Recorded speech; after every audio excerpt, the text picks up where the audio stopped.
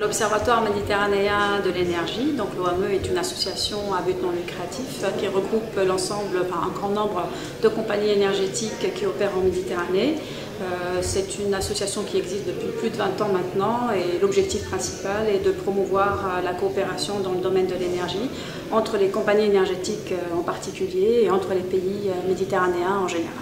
Alors la communauté européenne, euro-méditerranéenne de l'énergie est très importante pour l'OME, tout simplement parce que les défis énergétiques qui attendent la Méditerranée sont très importants.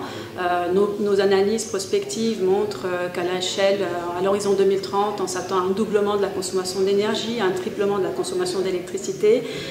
Tout ça dans un contexte de défis assez importants en termes de sécurité d'approvisionnement, de non-disponibilité de ressources conventionnelles, de problèmes liés au changement climatique. Donc il y a beaucoup d'éléments qui appellent à une coopération régionale afin de permettre un développement durable en Méditerranée.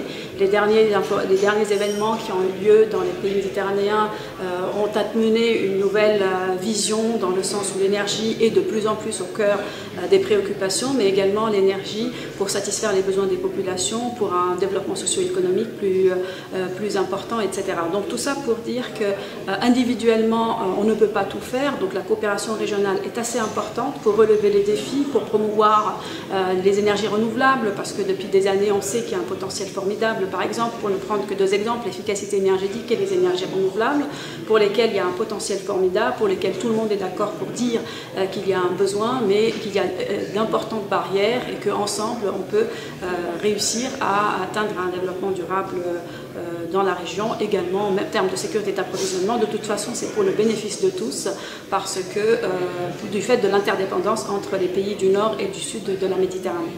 Alors, les obstacles sont un petit peu multiples, je dirais. Le défi ou l'opportunité, c'est que les décideurs, les pouvoirs politiques puissent apporter un grand appui à une telle communauté pour permettre la mise en place de règles et de politiques adaptées afin d'attirer l'investissement, de sécuriser, etc.